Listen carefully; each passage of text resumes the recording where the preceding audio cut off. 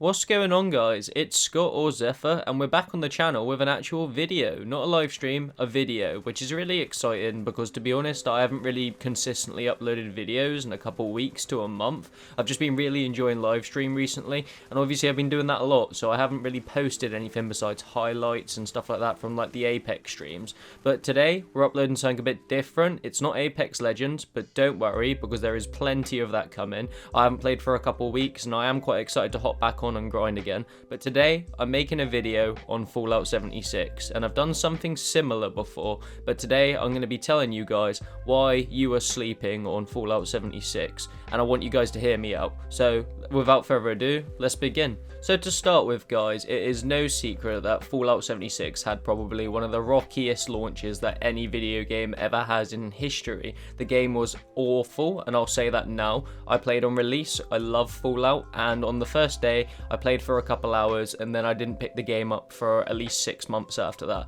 It was buggy, it was slow, it was boring, it was framey, the game would consistently crash, and to be honest, Bethesda really did deserve all the criticism that they received for Fallout 76 on release. However, with all the work that Bethesda have actually put into Fallout 76 now to save the game from the early grave that it almost had, I've got to say, as a big Fallout fan, there is a really fun, enjoyable and playable game there that a lot of people are sleeping on now because of the initial release. I've played through it a second time on a new character over the past week, and I've had a blast doing so because it's a completely different game with all the new stuff that's been added in over the past year and a half.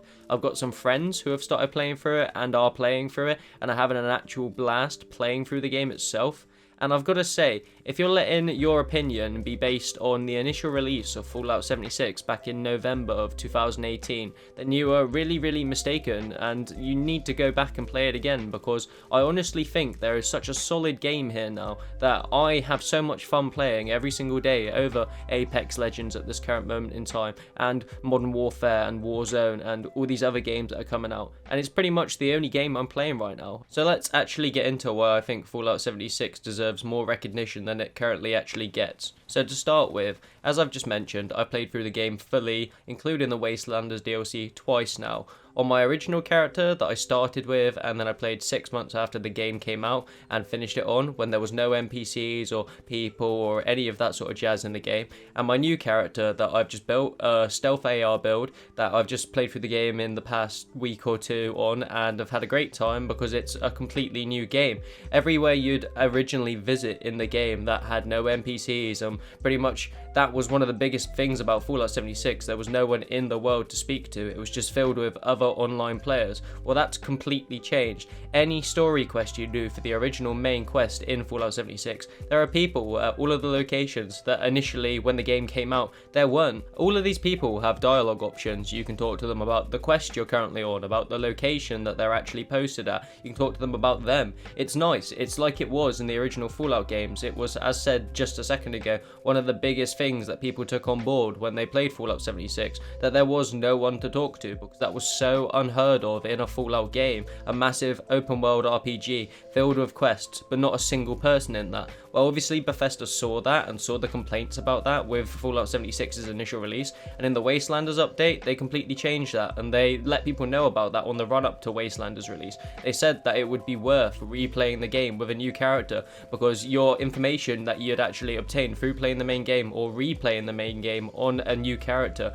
would actually come in useful throughout Wastelanders. When you talk to certain NPCs, you'd have extra dialogue options, and overall it just improved the gameplay from a person that has actually played the game through twice, once without NPCs and once with NPCs. The game is amazing now. Well, not amazing, but it's much better than it was on initial release. So if that's one of the things that bugged you on the initial release of Fallout 76, or your first playthrough of the game, or even just reading the reviews, that's pretty much a sorted problem. There are tons of NPCs, whether they be at raider bases, settler bases, out in the wasteland of Appalachia, or even tucked into side quests or main quests that you'll actually have to progress in to find them. They're there. So to be honest, you can go back through the game and it's a totally new experience, and you might even enjoy it this time around. So moving on to my next reason why I think that Fallout 76 is a great game and you should probably give it another chance is the builds that you can actually create within the game are fantastic, crazy, and a lot of fun to play with. And I know if you're a Fallout fan, you might actually hate the system in which you build a character in Fallout 76 as compared to Fallout 3, New Vegas, and Fallout 4, but I'm telling you, it's really, really good, and I'm going to brush you up to speed on how now. And for you guys that haven't played a Fallout game, I'm going to quickly run through the way you build a character in Fallout New Vegas and how you set up your skill points, your special points, and etc. And then I'm going to brush you through how you actually set up your character in Fallout 76 so you can be up to speed with how the game used to work and you can be up to speed with how the game now works. So in Fallout 3, Fallout New Vegas, which is my example in the video here, and Fallout 4, at the very beginning of the game, you are given 5 special points in each of the special skills. You are then given a further 5 special points to distribute across the skills however you want to. So for instance, you could plow all 5 points into strength and have 10 max strength at the very start, or you can distribute them evenly, so 7 strength, 7 endurance, and 1 luck for instance. For skills, in each of these games, you usually take some form of quiz towards the start of the game. For instance, in Fallout 3 you take the GOAT test, and in Fallout New Vegas you answer a lot of questions about various photos and such from the doc that patches you up at the very beginning of the game. However, after you finish these quizzes, you have the chance to actually choose these skills for yourself and tag 15 points into each of them, which is very, very useful for things like lockpick and speech, which can come in very useful at the start of these games. And finally, for perks in Fallout 3, New Vegas, and 4, they all have very different systems on how you actually select your perks at the very beginning of the game. I'm rather hazy on Fallout 4's, but in Fallout 3 you don't get your first perk choice until you actually leave the vault and level up for the first time, and Fallout New Vegas you actually get to select 2 perks straight off the bat, and then after that it's every 2 levels. Fallout 76, on the other hand, completely ditches the skills tab, and if I remember correctly, Fallout 4 did as well, so 76 followed in this direction.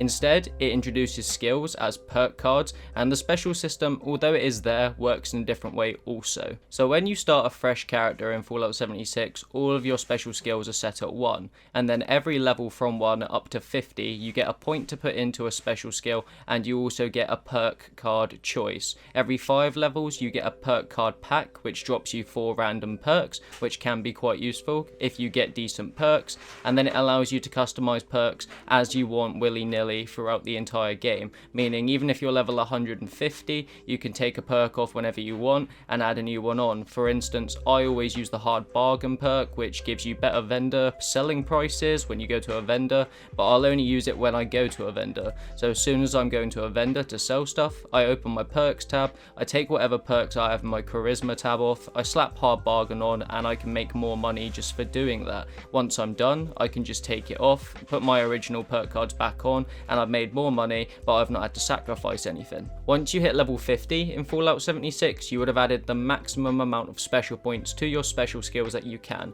You can max any special at 15 within the game. For instance, on my machine gun build, I have a 15 strength, and on my AR build, I have 15 in agility and perception. This is so that the skills are equally balanced, I believe, and obviously so that you can't just keep stacking points into a specific skill to make it stupid overpowered. However, Fallout 76 does allow you to continue progressing your character with perks and other abilities after level 50, as after level 50 you can continue to stack points to either buy new perks that you haven't already got, so eventually you could buy every single perk in the game, or swap your special skills around if you want to experiment with your character. You don't have the time to actually create a whole new character like I have for different builds. You can just rebuild the character you've played the game through with the first time, if it's your only character as well, and start using different weapons. For instance, if you wanted to start running a shotgun build, you could plow all your points from perception for ARs into strength and start building a shotgun build. And what this allows the player to do, which is much better than the past Fallout games, is experiment with different builds, guns, legendary weapons, and really see what takes their fancy and what they actually want to use in the future. Or if a player gets bored with the current build that they actually have, they can just use an entirely new build. For instance, the new bows that were added to the game, or the new Gorse weapons. It allows diversity, and it allows you to just continue progressing and change what you want to do at any time, which I think is a ton better than the original Fallout games. So we've talked about the main game and the stability and the bug fixes and the frame drops and most of that being ironed out and sorted out. Not entirely, but most of it. And we've talked about the NPC inclusion and how much better that has actually made the main story in Fallout 76. We've just talked about builds and how you can recreate your character at any point if you find a legendary weapon you really like, or if you just want to swap your build and play with a different gun, and how easy that really is to do. And so finally, I want to talk about the actual grind in Fallout 76. And believe me guys, if you're a fresh player, there is a ton of content there for you to explore. I mean, you've got a main game to complete, you've got a new main quest to complete as well in Wastelanders, you've got legendary scripts, you've got gold bullion, you've got caps, you've got 3 different types of currencies that can be spent on various things throughout the game. Caps are always used in Fallout as the main currency, like pounds in the UK or dollars in America. You use them to buy ammo, to buy supplies, to buy new weapons from vendors. They're obtainable from vendors for selling gear, obtainable from other players for selling stuff at your camps and such in game, and they're just findable all over the map as well. Legendary scripts and gold bullion, however, are new currencies. Legendary scripts not so new because they were added when everyone was begging for a legendary vendor so they could actually get rid of their legendary stuff that they weren't using, but gold bullion is the newest currency, and you obtain both of these things through doing events that are across the map all the time. Events pop every 10 minutes, 20 minutes, half hour. It's a lot like in Destiny when you're running around and something just pops up next to you. You can just go do it straight away on the spot and you reap the rewards from it. You gain XP, you get caps, you get loot. If you get a legendary and you don't like it, you can script it at the legendary vendor to get legendary scripts, which are a daily currency of 150. You get them all in the day if you grind enough, and then you can spend them on 3-star legendary weapons like ranged weapons, melee weapons, legendary armor, or all sorts of other stuff. Gold bullion is earned from doing events as well. You can get 200 gold bullion a day through 20 treasury notes, which is the currency you exchange to get this currency, and you get them from doing events also and doing daily quests and such. So there is a lot of stuff to log on and do every single day if you want to grind to get stuff like the new jetpack that doesn't require power armor, or to get the legendary like modules that you need to craft the strangler armor that you also get for gold bullion. If you're just looking for a certain legendary weapon, or you just want to sell stuff at your camp, you can grind legendaries from events or daily quests, or even buy them from people's camps to script, sell, and buy new weapons from the legendary vendor. There is a ton of stuff to do in the game even after you've finished it. I've finished the game twice and the DLC twice, and I still get on every single day currently and grind because I have the time of my life doing so, and I really enjoy it. The feeling when you get a legendary weapon that you really like and that you can use with your build is none other compared to anything. It's fantastic. My current handmade with a quadruple ammo cap, it's not the best, but it suits me and I really love having it. I've got a vampire's minigun on my legendary heavy build that fires explosive bullets and gains health regeneration whenever I hit something, which basically makes me invincible. There is so many things to just get in Fallout 76 and are so much fun to use, and it's just so much fun. And unless you guys actually get back on the game and start getting this stuff, you'll never know how good it feels to have that stuff. And that's why I'm saying you should probably go back and give Fallout 76 another try, because they've sorted out so much stuff with the game that it is actually worth playing, and it is a ton of fun to play also, especially with your friends guys. We're in lockdown right now and there's nothing to do. Get on and play an MMO. Fallout 76 is basically Destiny or Destiny 2, just in Fallout, and if you're a massive Fallout fan, you're going to love that because you've got non-stop grind 24/7, and for instance, I've got 400 hours in the game now, and when it came out, I didn't think I'd spend any time in Appalachia, and now all I want to do is spend all my time in Appalachia. What does that say to you guys, you know?